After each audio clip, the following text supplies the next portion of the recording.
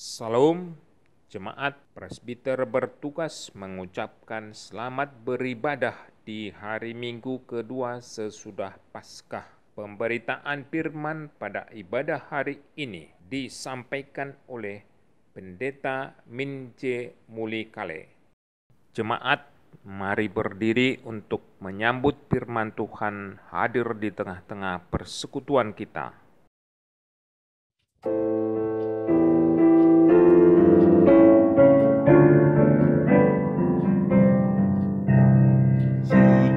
Suci, suci, Tuhan Maha Kuasa, Dikau kami puji di pagi yang teduh. Suci, suci, suci, murah dan perkasa, Allah Tritunggal, agung namamu. Suci, suci, suci, walau tersembunyi, walau yang berdosa tak nampak wajahmu, Kau tetap yang suci, tiada terimbangi. Kau Maha Kuasa, murni kasih-Mu. Suci, suci, suci, Tuhan Maha Kuasa, patut Kau dipuji seluruh karya-Mu. Suci, suci, suci, murah dan perkasa, Allah Tritunggal, agung namamu. Jemaat yang dikasihi Tuhan, mari kita tabiskan ibadah kita dengan keyakinan bahwa pertolongan kita adalah dalam nama Tuhan yang menjadikan langit dan bumi.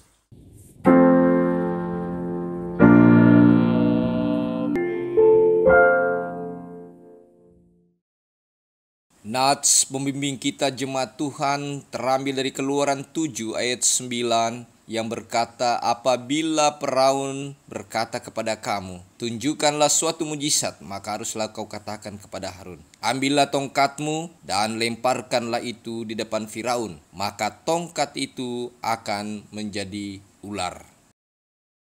Kasih karunia dan damai sejahtera dari Allah Bapa dan Kristus Yesus Juru Selamat kita menyertai kamu. Dan menyertaimu juga.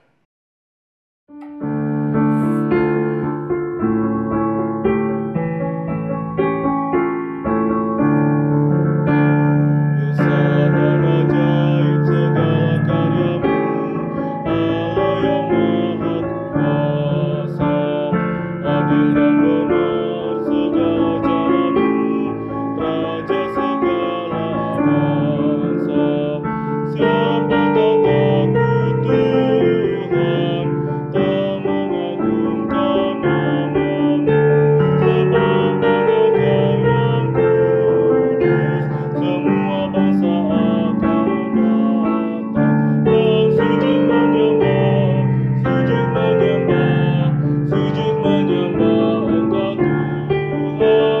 Dan sujud menyembah, sujud menyembah, sujud menyembah Engkau Tuhan.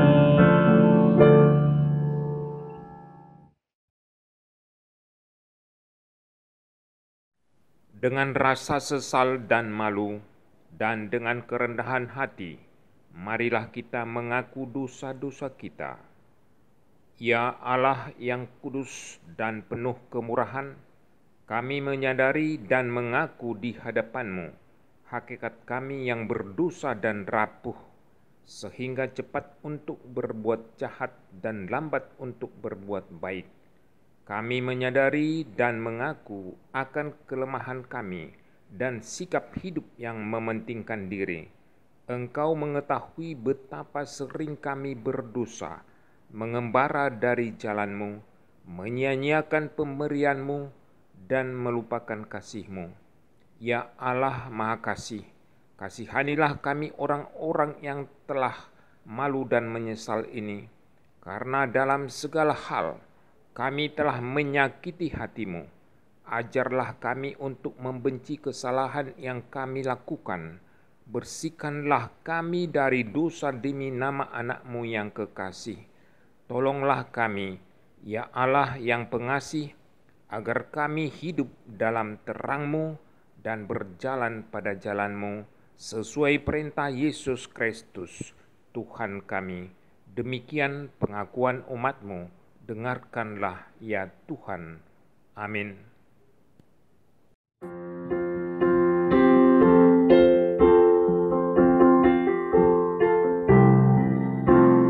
Dihapuskan dosaku hanya oleh darah Yesus. Aku pulih dan sembuh hanya oleh darah Yesus. Oh, darah Tuhanku, sumber pembasuhku, sucilah hidupku hanya oleh darah Yesus. Pengampunan dosaku hanya oleh darah Yesus. Penyucian hidupku hanya oleh darah Yesus. Oh, darah Tuhanku, sumber pembasuhku, sucilah hidupku hanya oleh darah Yesus.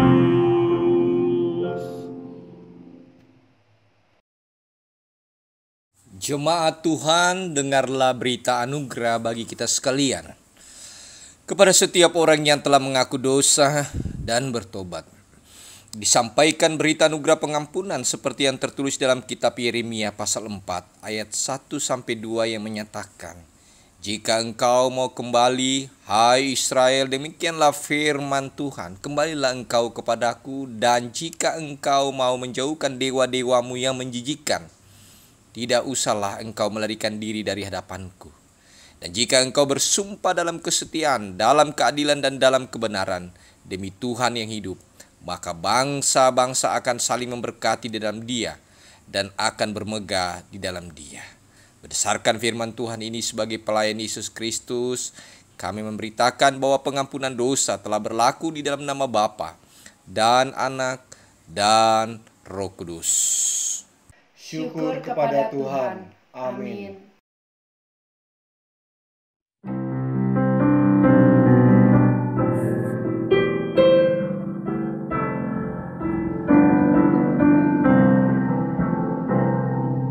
Kasih dari Tuhanku membuatku bertelut. Ku rindukan kasih-Nya, kasih besar. Yesus jadi manusia, pikul dosa dunia, sukacitanya telah kasih besar, kasih besar, kasih besar. Kasih Tuhanku ajaib dan besar, kasih besar.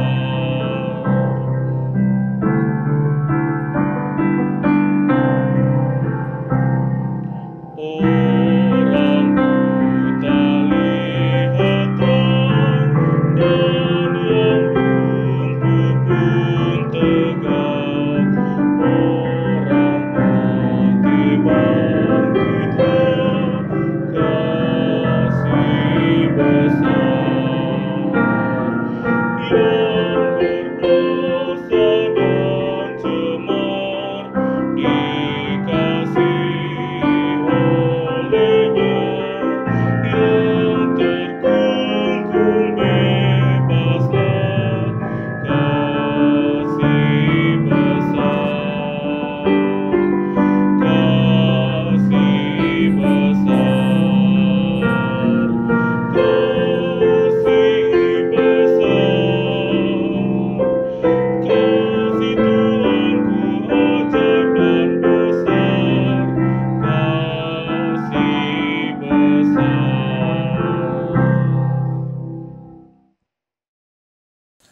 Marilah kita berdiri mendengarkan perintah hidup baru seperti yang tertulis dalam kitab Filipi pasal 2 ayat 1 sampai 5. Jemaat masing-masing berkata dalam kehidupan masing-masing. Jadi karena dalam Kristus ada nasihat, ada penghiburan kasih, ada persekutuan roh, ada kasih mesra dan belas kasihan. Karena itu sempurnakanlah sukacitaku dengan ini. Hendaklah kamu sehati sepikir dalam satu kasih, satu jiwa, satu tujuan, dengan tidak mencari kepentingan sendiri atau puji-pujian yang sia-sia. Sebaliknya, hendaklah dengan rendah hati yang seorang menganggap yang lain lebih utama daripada dirinya sendiri. Dan janganlah tiap-tiap orang hanya memperhatikan kepentingannya sendiri, tetapi kepentingan orang lain juga. Hendaklah kamu dalam hidupmu bersama menaruh pikiran dan perasaan yang terdapat juga dalam Kristus Yesus. Roh Kudus menolong kita mewujudkan kemuliaan Allah dalam seluruh hidup dan kesaksian kita di dunia.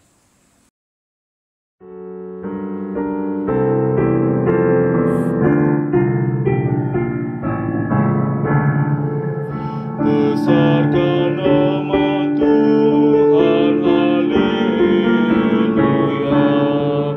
Kasih-Nya tak berkurang, haleluya. Sekalipun keluhan menimpa umat-Nya, berkat-Nya ditemukan, haleluya.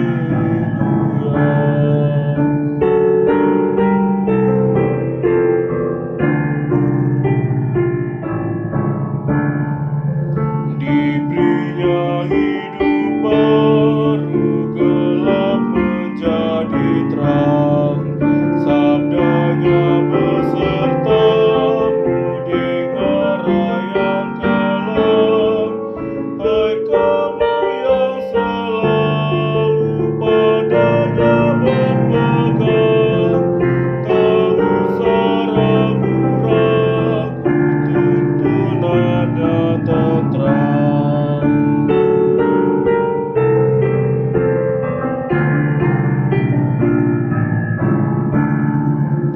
Besarkan nama Tuhan, haleluya. Di dunia serukan kemuliaan-Nya, janji-Nya dikukuhkan demi manusia. Besarkan nama Tuhan, haleluya.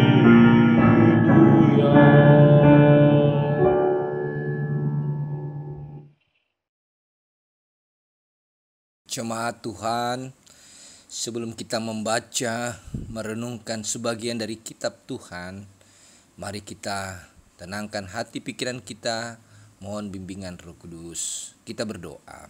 Ya Roh Kudus, kuasai hati, pikiran, dan pendengaran kami, sehingga di saat kami membaca, merenungkan sebagian dari kitab Tuhan, kami dimampukan mengerti dan sungguh-sungguh memberlakukan di setiap kehidupan kami masing-masing. Di dalam nama Bapa, Putra, dan Roh Kudus kami berdoa. Amin. Jemaat Tuhan, marilah berdiri untuk mendengarkan firman Tuhan yang terambil dari Alkitab. Haleluya.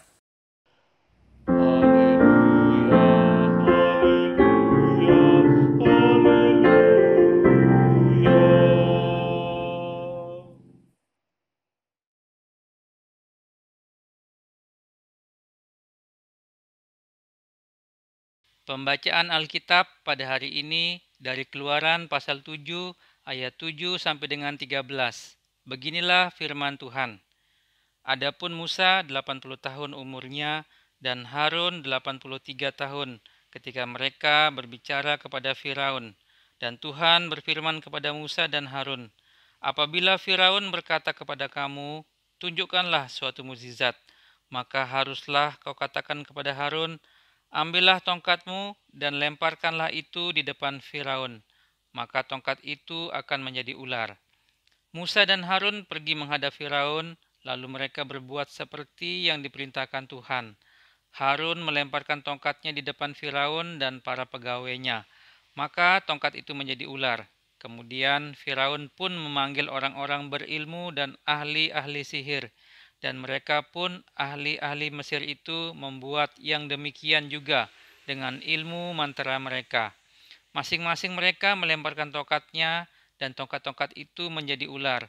Tetapi tongkat Harun menelan tongkat-tongkat mereka.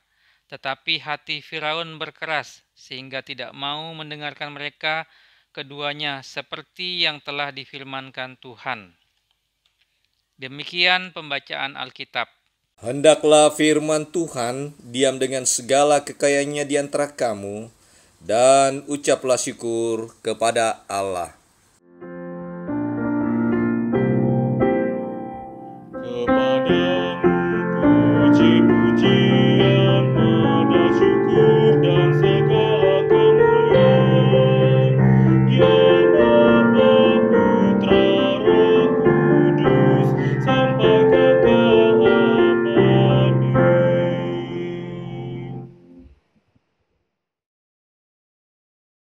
Jemaat yang dikasihi oleh Tuhan Yesus, kembali kita berjumpa dalam kehangatan persekutuan dalam keluarga kita masing-masing.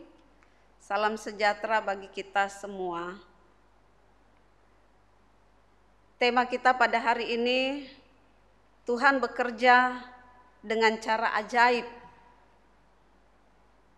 Apakah masih ada mujizat?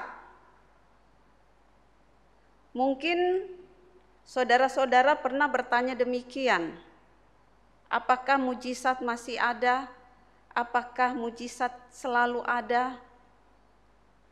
Jika masih ada, kok jarang-jarang terjadi?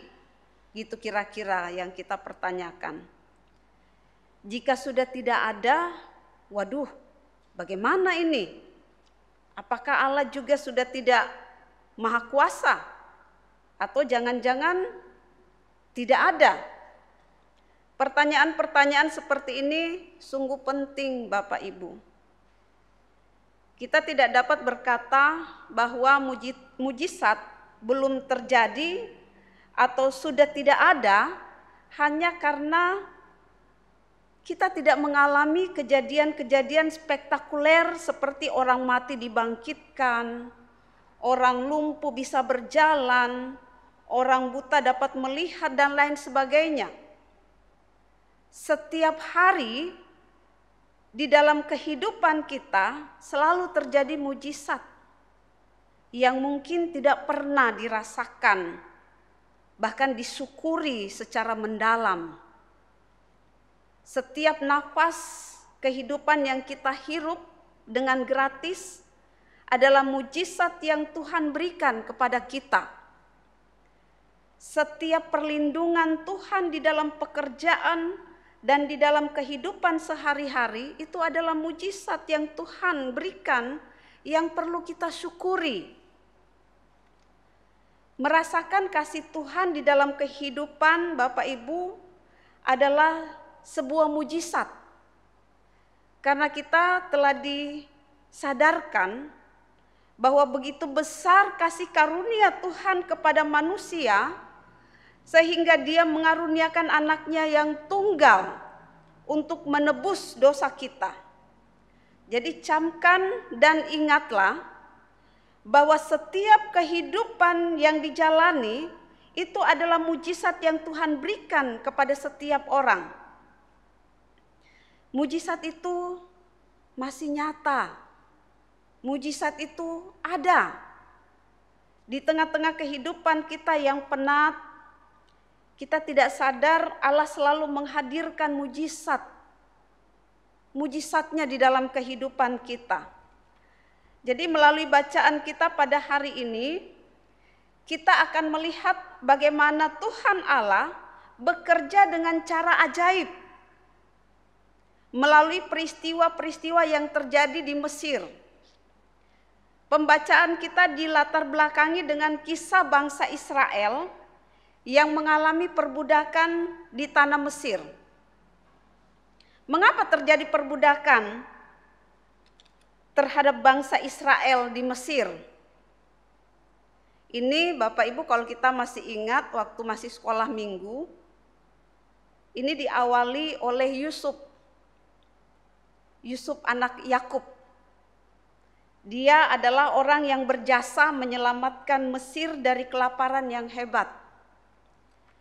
Lalu setelah raja berganti memerintah Mesir, raja baru ini tidak mengenal siapa itu Yusuf.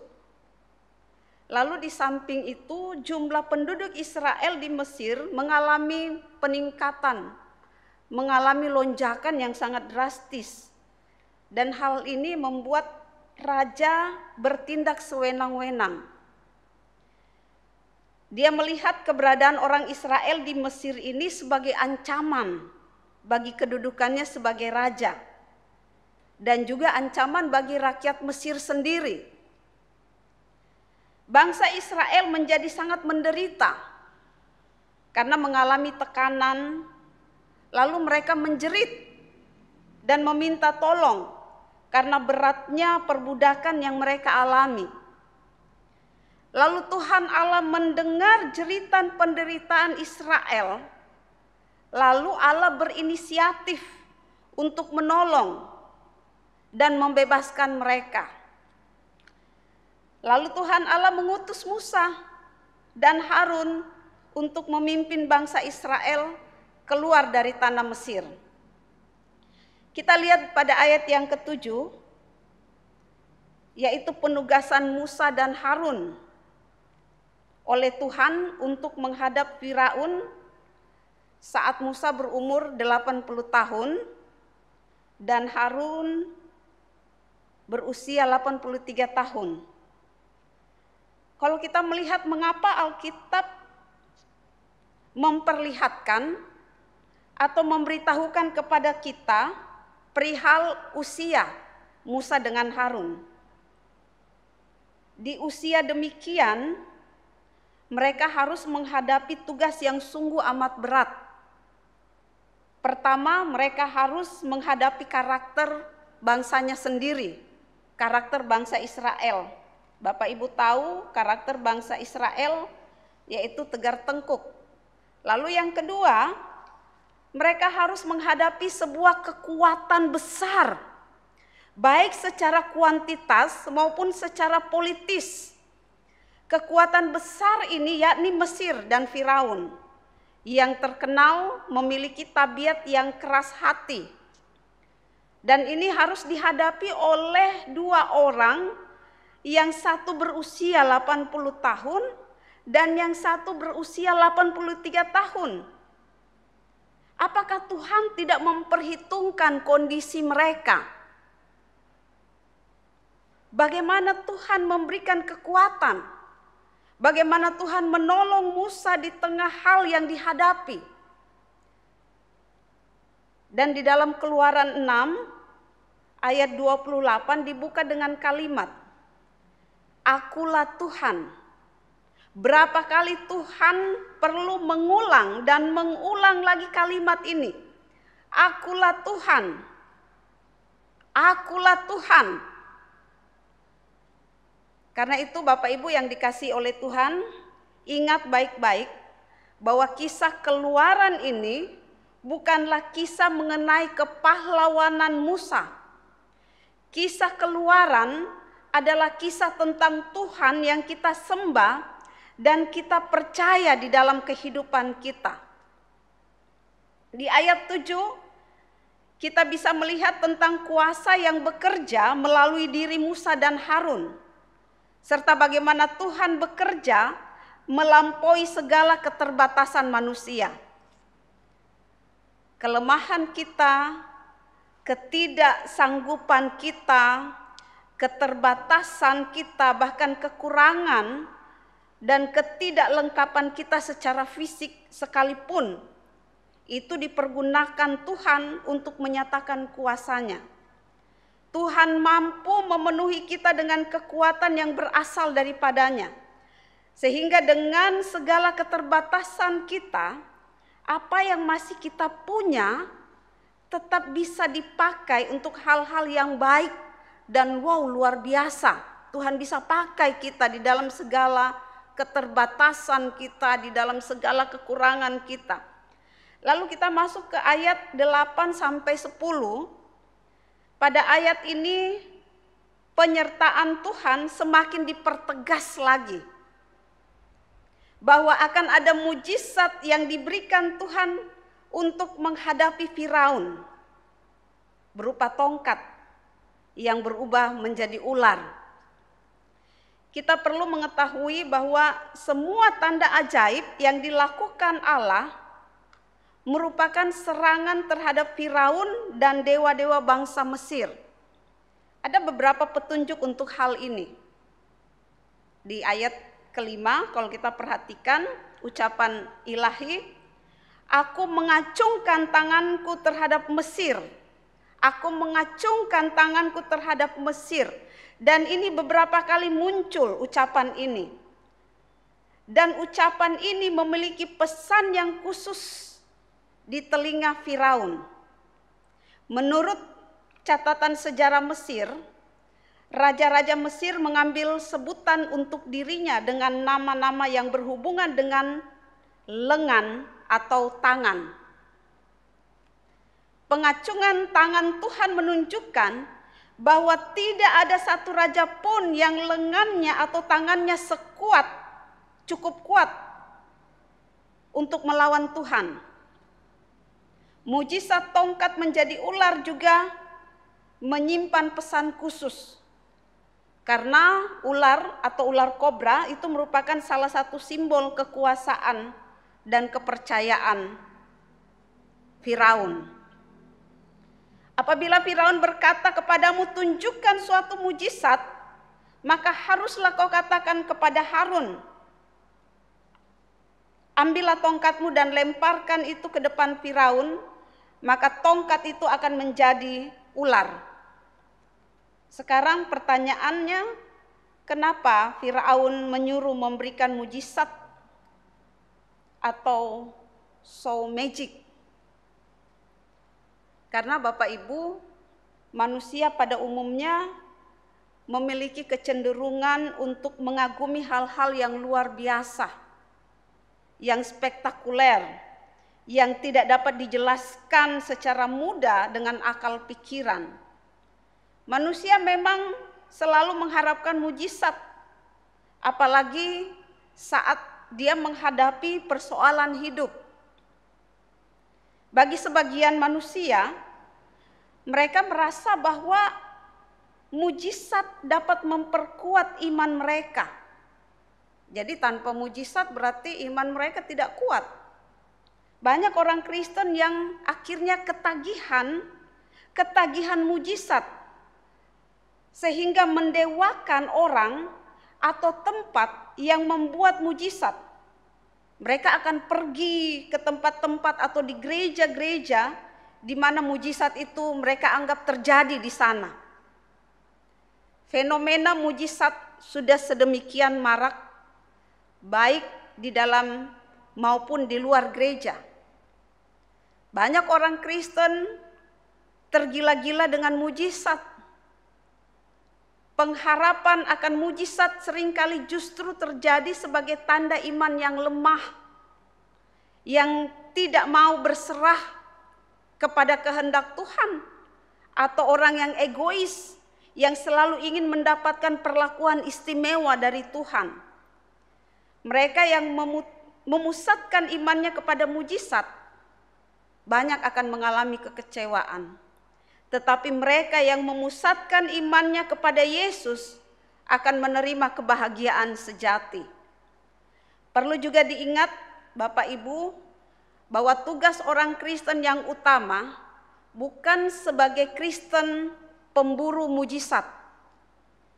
Cari mujizat, minta kesembuhan, minta pemulihan hidup secara jasmani, ini adalah suatu sikap Kristen yang kekanak-kanakan.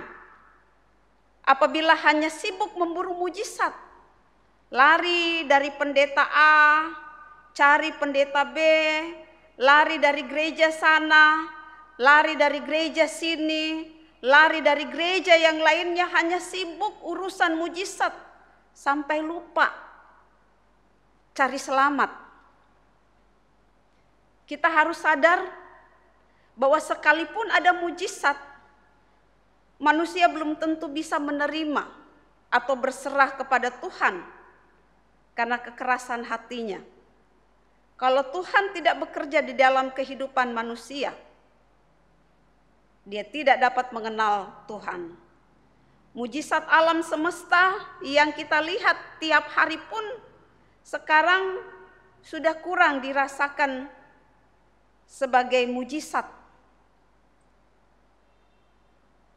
Lalu kita lihat ke ayat 11 dan 13 sampai 13. Lalu Firaun memanggil orang-orang berilmu untuk menyaingi mujizat yang diperlihatkan Musa dan Harun, yakni mengubah tongkat menjadi ular.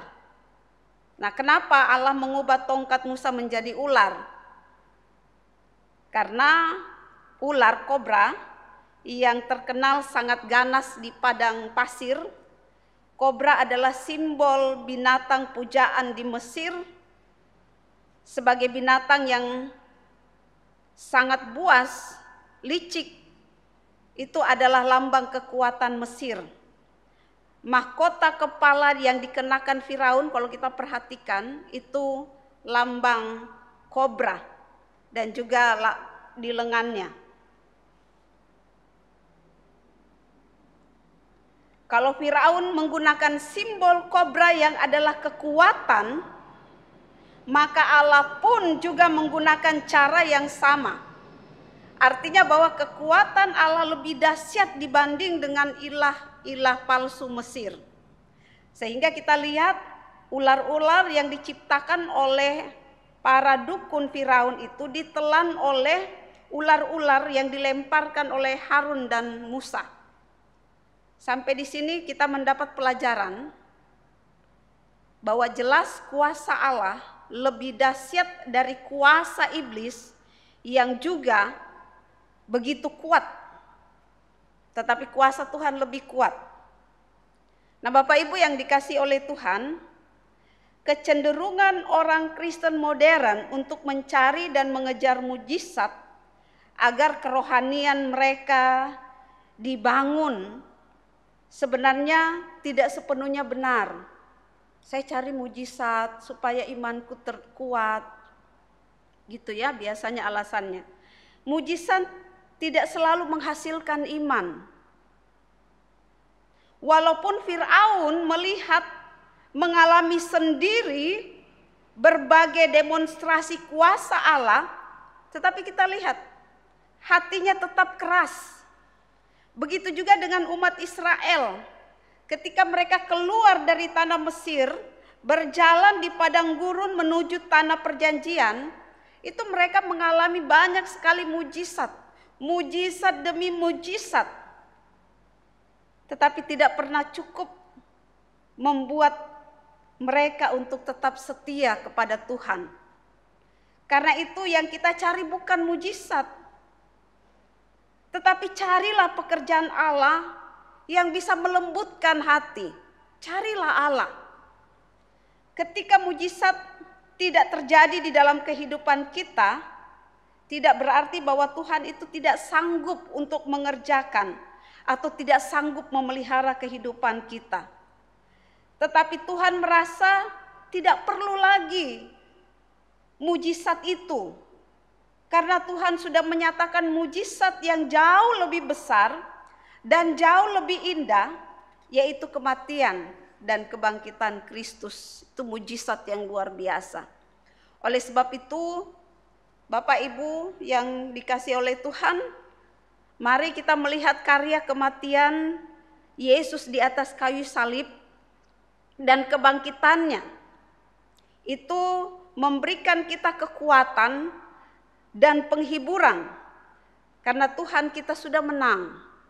Walaupun di dalam menjalani hidup ini kita akan ditempa sakit, kita ditempa sakit penyakit bahkan kematian, tetapi kita tahu itu bukan akhir dari segala-galanya. Maut sudah ditelan dalam kemenangan Tuhan kita Yesus Kristus. Yang perlu kita perhatikan adalah bagaimana cara kita memahami karya Allah melalui setiap kesulitan ataupun pergumulan yang kita hadapi. Di sini iman kepada Kristus sungguh dinyatakan. Di dalam Tuhan selalu ada mujizat. Karena Dia sanggup melakukan perkara yang besar. Segala yang mustahil bagi manusia, Tuhan mampu melakukannya bagi kita yang percaya kepadanya. Dan sampai hari ini Bapak Ibu, mujizat Tuhan itu masih ada. Jadi jangan pernah bimbang atau takut, karena bersama dengan Tuhan selalu ada pengharapan dan kemenangan. Tetaplah berpegang teguh pada setiap janji yang akan digenapi di dalam kehidupan kita. Walaupun jalan di depan kita terasa mustahil, tetapi Tuhan menginginkan kita untuk dapat berani melangkah dengan iman. Langkah ini akan terasa berat jika kita terlalu memikirkan resiko apa yang akan terjadi. Logika kita akan memberitahukan kepada kita bahwa tidak mungkin kita melangkah. Tidak mungkin kita akan mendapat jalan keluar. Tetapi firman Tuhan berkata lain. Tidak ada yang mustahil bagi orang yang percaya. Karena itu jangan sekedar mengeluhkan keadaan yang sedang kita alami. Berdoa dan minta petunjuk dari Tuhan. Dia yang menjadi sumber dari segala akal dan pikiran akan menerangi hati kita. Memberikan petunjuk atas apa yang harus kita lakukan. Jalani dengan iman percaya. Dan lihatlah tangan Tuhan akan menyertai serta memberikan kekuatan bagi kita untuk melangkah. Bagi kita Bapak Ibu yang masih terus berjuang bersama, masih terus stay di rumah, masing-masing baca Alkitab. Terus berdoa dan lihatlah kepada kebaikan Tuhan saja. Jadi lihat saja kebaikan-kebaikan Tuhan saja. Dan ceritakan segala perbuatan-perbuatan Tuhan yang ajaib dalam kondisi seperti ini. Nah, ini membuat mental kita, iman kita menjadi kuat. Karena itu mari kita menceritakan segala pekerjaan tangan Tuhan yang ajaib, maka kita akan dimampukan untuk melewati setiap kehidupan dalam kondisi apapun. Karena itu tetaplah semangat, tetaplah mempercakapkan firman Tuhan di tengah-tengah kehidupan keluarga kita.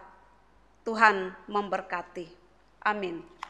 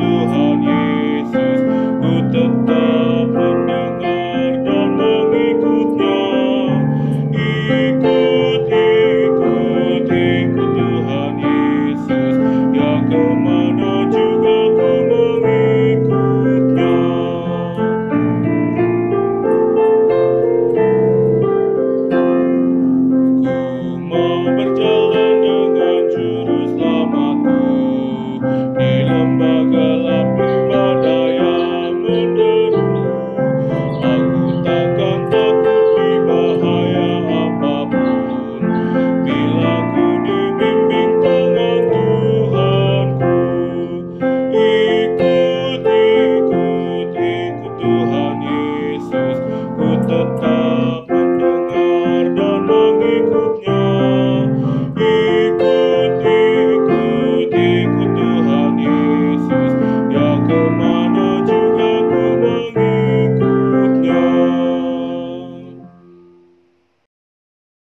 Jemaat yang dikasihi oleh Yesus Kristus, marilah kita berdiri untuk bersama-sama semua orang percaya yang berada di segala waktu dan tempat.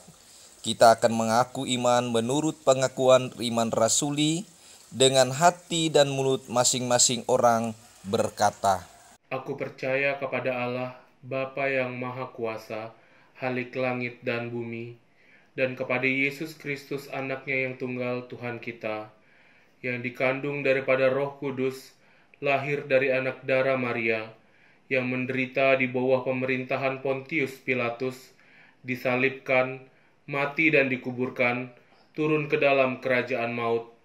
Pada hari yang ketiga, bangkit pula dari antara orang mati, naik ke surga, duduk di sebelah kanan Allah, Bapa yang Maha Kuasa, dan akan datang dari sana untuk menghakimi orang yang hidup dan yang mati.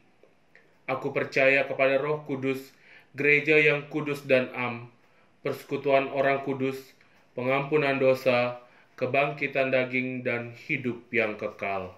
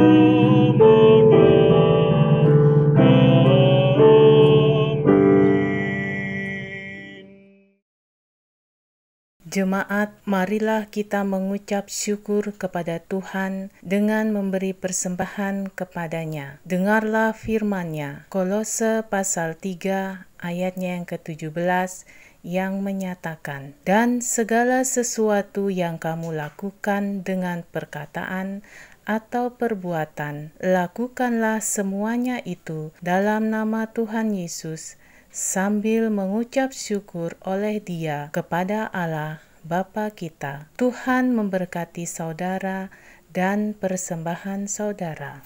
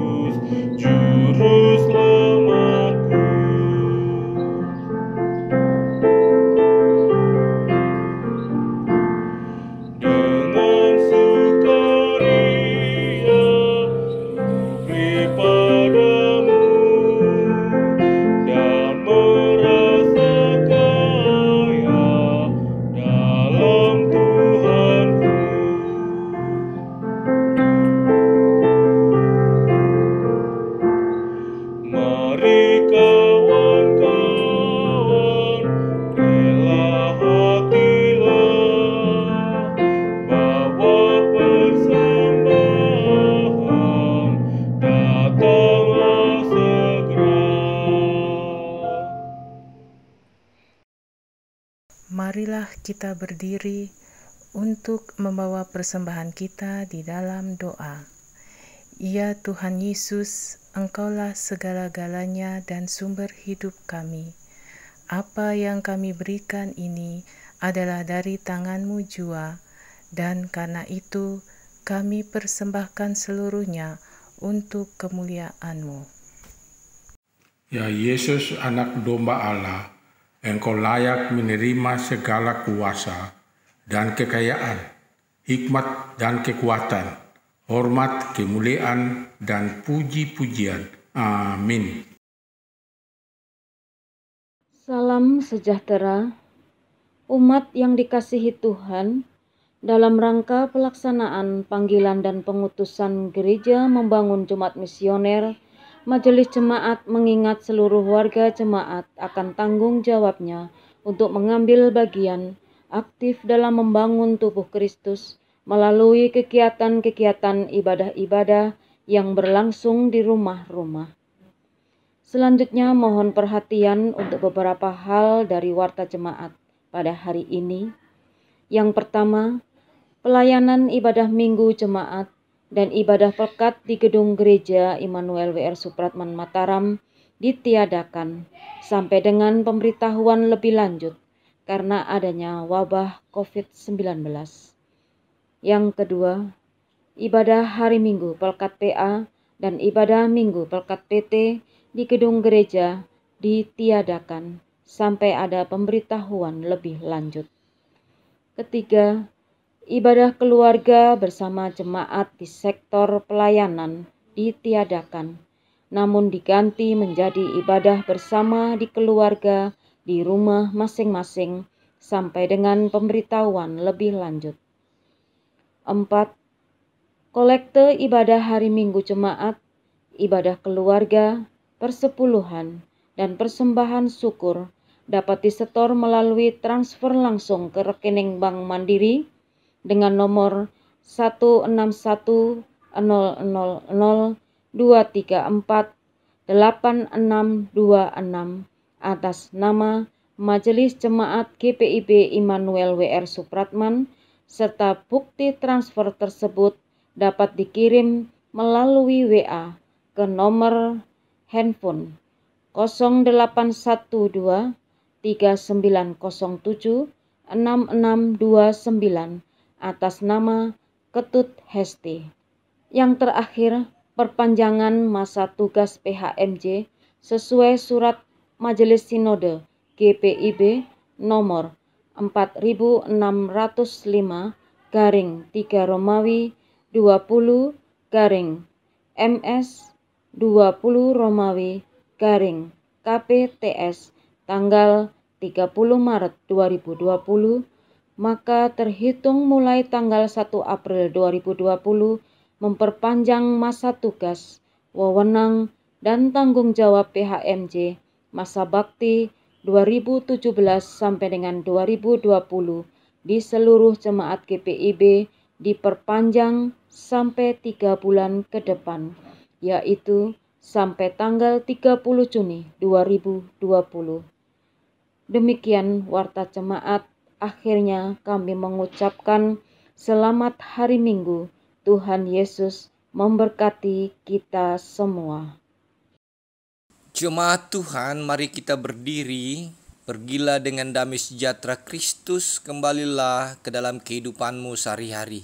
Didiklah dan ajarlah semua orang, dan mampukan diri kita untuk melakukan firman Tuhan.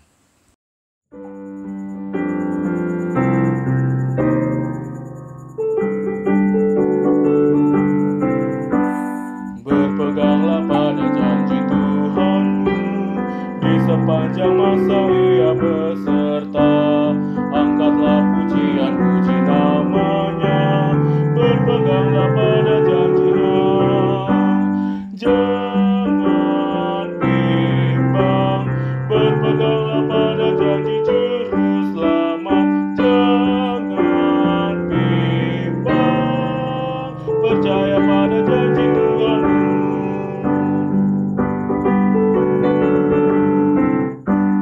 Berpeganglah pada janji Tuhan. ketakutan datang menyerang, oleh firman Allah pasti kau menang. Berpeganglah pada janjinya, jangan bimbang. Berpeganglah pada janji juru selamat, jangan bimbang. Percaya pada janji Tuhanmu. Jemaat yang dikasihi Tuhan, angkatlah hati dan arahkanlah pikiranmu kepada Tuhan, serta terimalah berkat-Nya. Tuhan memberkati engkau dan melindungi engkau. Tuhan menyinari engkau dengan wajah-Nya dan memberi engkau kasih karunia. Tuhan menghadapkan wajah-Nya kepadamu dan memberi engkau damai sejahtera.